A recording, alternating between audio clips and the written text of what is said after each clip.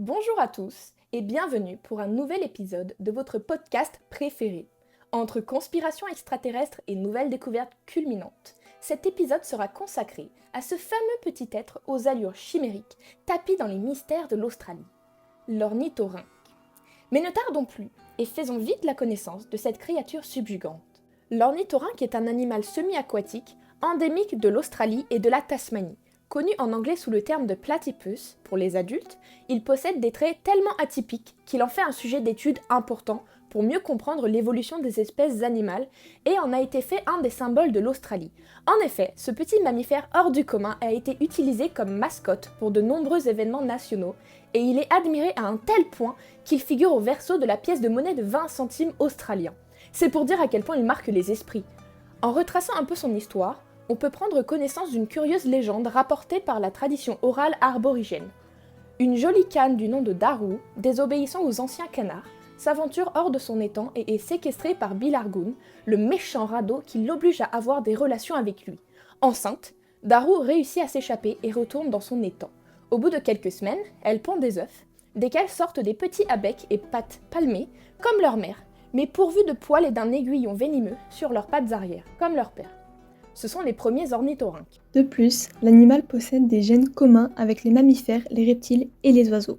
Malheureusement, comme beaucoup d'espèces, il était chassé pour sa fourrure jusqu'au début du XXe siècle. L'espèce n'était pas considérée alors comme en danger jusque récemment, où il figure désormais dans le groupe des espèces quasi menacées. Parlons d'abord de l'apparence fantasmagorique de ce mammifère qui, de par sa mâchoire cornée ressemblant au bec d'un canard, à sa queue évoquant un castor et de ses pattes de loutre, a fortement surpris les explorateurs qui l'ont découvert. Et oui, bon nombre de naturalistes européens ont cru à une plaisanterie. Mais pourquoi cet animal en particulier suscite tant d'émerveillement ? Eh bien pour commencer, bien que faisant partie de l'intégrité des mammifères, il n'en est pas moins un imposteur. En effet, c'est l'une des 5 espèces de l'ordre des monotrèmes, seul ordre de mammifères qui pond des œufs au lieu de donner naissance à des petits complètement formés. Mais ce n'est pas tout, loin de là. L'ornithorynque atteint sa maturité sexuelle vers l'âge de 2 ans et n'a qu'une saison des amours par an avec un accouplement entre juin et octobre. Quant à l'accouplement, il se fait dans l'eau. Des observations ainsi que des études génétiques montrent la possibilité d'existence de populations sédentaires et de populations transhumantes, ce qui permettrait une polygamie des individus. L'espèce possède 10 chromosomes sexuels en son caryotype. Les femelles ont 2 ovaires, mais seul le gauche est fonctionnel. Elle pond de 1 à 3 œufs à la coquille cuirassée, comme les œufs de reptiles mesurant 11 mm de diamètre, et légèrement plus sphériques que les œufs d'oiseaux. Les œufs se développent dans l'utérus pendant 28 jours, ce qui est une éternité comparé aux oiseaux, et ils sont incubés ensuite pendant 10 jours par la mère qui se roule en boule autour d'eux. Traditionnellement, on divise la période d'incubation en 3 périodes. Pendant la première période, l'embryon n'a pas d'organes fonctionnels et il se nourrit du vitellus. Pendant la seconde, il développe ses doigts. Et durant la troisième, se forme le diamant qui permettra au jeune de casser sa coquille pour en sortir.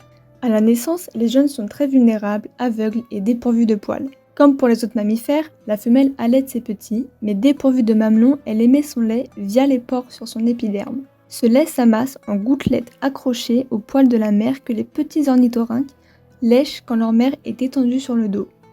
Passées 4 semaines aux dépens de leur mère, les petits sortiront pour la première fois à la découverte du monde extérieur en quête d'indépendance.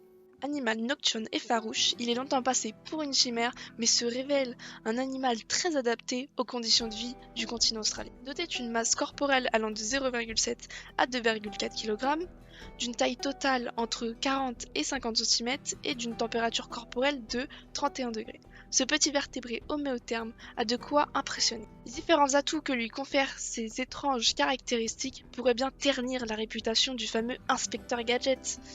Son pelage pourrait le confondre avec celui d'un castor. Le corps et la queue, larges et plats, sont couverts d'une fourrure marron qui emprisonne entre ses poils de l'air afin d'isoler l'animal du froid. Quant à sa queue, c'est tout simplement son stock des réserves de graisse, comme chez le diable de Tasmanie et certains moutons. Similaire au canard cette fois, il est pourvu de pieds palmés, surtout au niveau des pattes antérieures, avec une palmure dépassant les doigts, qu'il utilise pour nager ou pour se déplacer sur des sols vaseux. Il peut partiellement replier sa palmure lorsqu'il se déplace sur sol sec ou qu'il doit utiliser ses griffes puissantes pour grimper sur les berges et creuser sa tanière. Passons à sa petite frimousse qui est pourvue d'une grande mâchoire cornée lui ayant donné son surnom anglais Duck-billed platypus, signifiant pied plat à bec de canard. Cette mâchoire, d'un magnifique gris bleu, est surtout un organe sensoriel remontant sur le front, l'ouverture de la bouche se trouvant sur sa face inférieure. Les narines s'ouvrent à l'avant de la face supérieure, tandis que les yeux et les oreilles sont situés dans une rainure placée juste en arrière du bec. Cette rainure est pas des moins fascinantes puisqu'elle se referme lorsque l'animal nage, ce qui le rend sourd et aveugle dans l'eau. La cavité buccale est prolongée latéralement par des abajoues qui lui servent à stocker sa nourriture lorsqu'il chasse sous l'eau. La langue, charnue, a un renflement à sa partie postérieure qui peut obstruer complètement le fond de sa bouche. Les jeunes ont des molaires à 3 cuspides qui sont substitués par des blocs de kératine une fois adultes. La mâchoire de l'ornithorynque est faite de façon différente de celle des autres mammifères, et le muscle chargé de son ouverture est dissemblable. Comme chez les autres mammifères, les os de l'oreille moyenne sont incorporés au crâne. Cependant, le conduit auditif externe s'ouvre à la base de la mâchoire. L'ornithorynque, comme les reptiles, a des os surnuméraires dans la ceinture scapulaire, comprenant notamment une interclavicule qu'on ne trouve pas chez les autres mammifères. Il a la démarche d'un reptile, avec les pattes situées sur les côtés du corps au lieu d'être en dessous, comme encore une fois chez les autres mammifères. Les mâles de cette espèce, aux allures tout droit sorties d'un complot extraterrestre, portent des aiguillons venimeux de 15 mm de long aux chevilles, reliés à une glande située dans la cuisse, appelée glande crurale, qui sont des glandes alvéolaires en forme de rein, reliées par un conduit à parois minces à un éperon calcanéum sur chaque membre postérieur. L'aiguillon s'atrophie chez la femelle et la glande n'est fonctionnelle que chez le mâle adulte pendant la période de production. Son venin est composé en grande partie de défensines, comme les protéines DLPS, dont 3 sont particulières à l'ornithorynque. Les DLP sont produites par le système immunitaire du dernier et ont pour fonction de provoquer la lyse des bactéries et virus pathogènes, mais chez les ornithorynques, elles sont également transformées en venin destiné à la défense. Il n'est pas mortel pour les humains, bien que je déconseille fortement d'en faire l'expérience puisque s'en suivra de fortes douleurs pires que de se cogner le petit orteil sur le coin d'un meuble, avec une possible paralysie des membres inférieurs pendant quelques jours, rien de très plaisant quoi. Le venin peut être mortel pour un chien ou pour des petits animaux domestiques par dépression respiratoire. Dans l'eau, comme dit plus tôt, il est sourd et aveugle, donc il se sert de ses autres sens pour se diriger.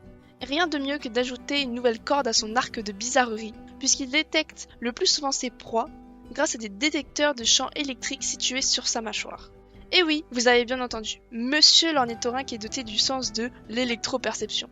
En bref, ils peuvent en partie localiser leur proie en détectant le champ électrique produit par leur contraction musculaire. En détail, les électrorécepteurs sont situés dans la partie caudale de la peau du bec, tandis que les mécanorécepteurs, ceux qui détectent le toucher, sont répartis uniformément dans tout le bec. Ces récepteurs vont transmettre leur information à une partie du cortex cérébral située dans la partie somesthésique.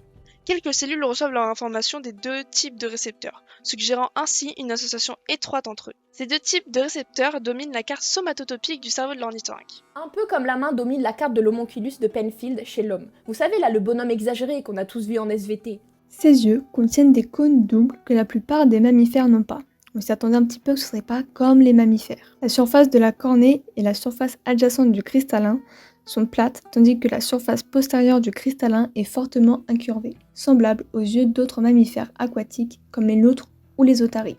Une concentration temporale des cellules ganglionnaires rétiniennes, importante pour la vision binoculaire, indique un rôle dans la prédation, tandis que l'acuité visuelle qui l'accompagne est insuffisante pour de telles activités. De plus, cette acuité limitée s'accompagne d'un faible grossissement cortical, d'un petit noyau géniculé latéral et d'un grand tectome optique, suggérant que le mésencéphale visuel joue un rôle plus important que le cortex visuel, comme chez certains rongeurs. Ces caractéristiques suggèrent que l'ornithorynque s'est adapté à un mode de vie aquatique et nocturne, développant son système électrosensoriel au détriment de son système visuel. Ensuite, doublé de tissu adipeux, la fourrure de l'ornithorynque lui permet d'affronter les rivières les plus froides d'Australie. Et ouais, c'est un petit coriace, mais aussi un alien. Je ne vois pas d'autre explication au fait que sous lumière ultraviolette, son pelage apparaît vert-bleu fluorescent. Oui, fluorescent, propriété qui pourrait l'aider à se camoufler des autres prédateurs nocturnes, sensibles aux UV, en absorbant la lumière UV au lieu de la réfléchir. Enfin, l'ornithorynque est un animal carnivore qui a besoin de consommer tous les jours l'équivalent en nourriture de 20% de sa masse corporelle, soit entre 200 et 500 grammes, ce qui lui demande de passer en moyenne 12 heures par jour dans l'eau pour cette activité. Il se nourrit de vers, de larves d'insectes, de crevettes d'eau douce, de petits poissons et de leurs rues, ou encore d'écrevisses qu'il déniche dans le lit des rivières en fourrageant avec son bec ou en les attrapant en nageant. Il ne possède pas d'estomac, ce qui relie son oesophage directement à l'intestin. En captivité, l'ornithorynque peut vivre jusqu'à 21 ans, et dans la nature entre 10 et 15 ans. Le taux de mortalité naturel est faible, c'est donc ces prédateurs naturels, serpents, racalis, goannas et rapaces, qui se chargent de réduire la population. Et on finira ce numéro avec une petite anecdote qui intéressera peut-être certains d'entre vous. Les bébés ornithorynques sont appelés des puggles, à ne pas confondre avec la race de chien américaine originaire du croisement d'un beagle et d'un pug, qui porte la même appellation. Merci de nous avoir partagé tout votre intérêt et à bientôt pour de nouveaux épisodes plus sensationnels les uns que les autres.